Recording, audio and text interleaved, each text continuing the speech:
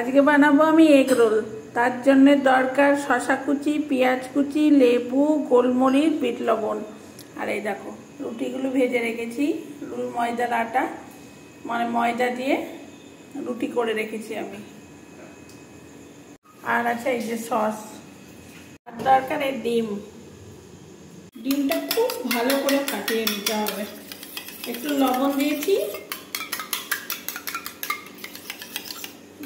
তেল গরম হয়ে গেছে, আর ডিমটা দিয়ে দিলাম। এবার রুটিটা দিয়ে দিলাম, দিয়ে উল্টে দেবো।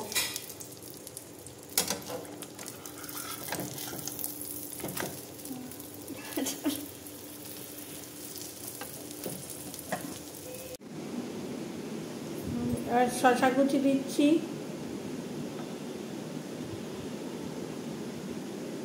এবার পেঁয়াজ দিচ্ছি,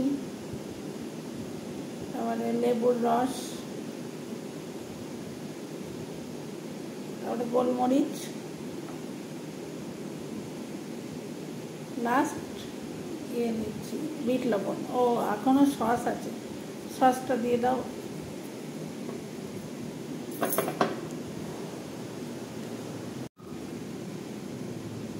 সস দিয়ে দিলাম।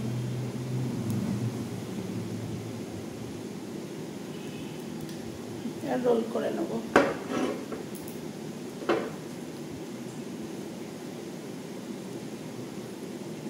আমাদের এগ রোল হয়ে গেল।